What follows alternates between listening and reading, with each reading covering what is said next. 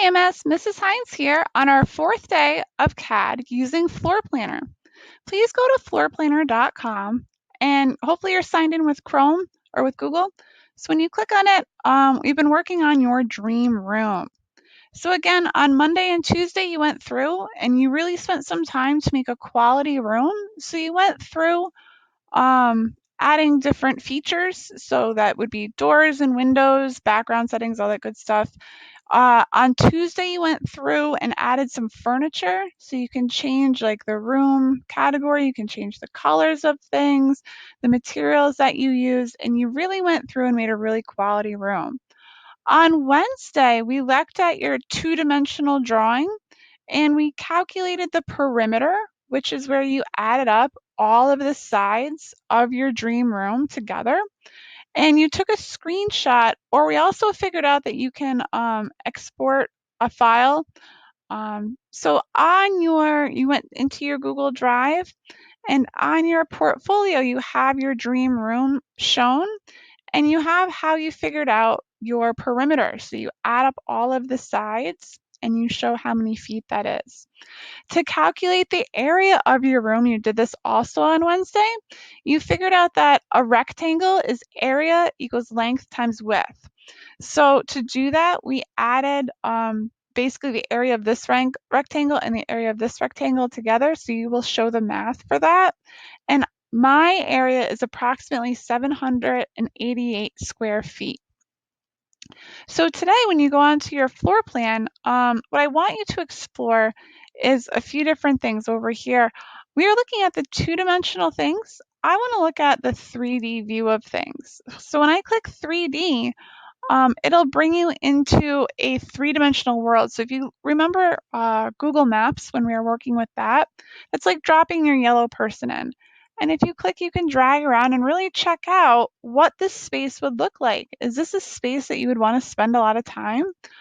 So again, like please go through and make sure that your room looks awesome. So by clicking and dragging, you can see your viewpoint all around. You can kind of take a peek and look around. So again, to get back and out of this, to go back into your two-dimensional mode, then you can go back and add things in. So if you want to go in between 2D and 3D, today's your day to do that. So at some point, if you go into 3D mode, and the screen that you get, you're most proud of, right? I would love to have a fireplace and Star Wars gear in my room. So I'm going to take a screenshot of this, and I'm going to go onto my portfolio, and I'm just below it.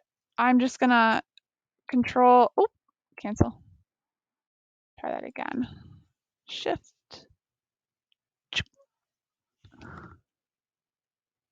Hitting the wrong button. Helps if you hit the right button. All right, took a screenshot. Go back in your Control V, right? Ta-da! So now you have a 3D CAD drawing. Very cool. All right, so hopefully that's what your CAD page will look like after today. You're gonna hit publish on that and then publish again. Just to kind of give you a heads up too, please explore my Mrs. Hines website. On that CAD page, if we had more time, if I have you for 7th and 8th grade, we'll get into Onshape. That's where you can draw things 3D. Now, why would you want to draw things in CAD that aren't floor plans, that are smaller? You can actually manufacture things that you draw in CAD. So by drawing something in CAD, not only can you prototype it and just see what it looks like virtually, but you can actually make it. So if you could check out these videos, these are things that my students have made in the past, and you can kind of see that this could only be made with a 3D printer. So when we're back in person, this is something that we'll do together. If you were into the blueprints though, please check out the car blueprints. So there's everything you can imagine. Check that out, it's really awesome. And then another one is a 3D printing library. Please check out this. It's Thingiverse. So they have different contests. MakerBot is a type of 3D printer. So they do different contests each month. And you can actually go under education. I'm sure there's ones that you can enter. So if you wanted to on your own, get into CAD more, you can most certainly visit my Google site and look at the tutorials up above to do that. Again, if we were in school, we would do this tiny house project. If you have a printer at home, this is a really cool project to do on your own. So if you want to explore a little bit more, just let it load. But you can actually make a scale model of a tiny home. This walks you through how to do all the steps. So if you do have a printer at home and you'd like to take this a step further, this is a great way to do that. All right, folks, so hopefully you can show me your CAD page where we talked about two-dimensional things. We talked about setting up your dream room. We talked about the formulas for math that are kind of staring you right in the face, perimeter and area. And we talked about a 3D rendering of it.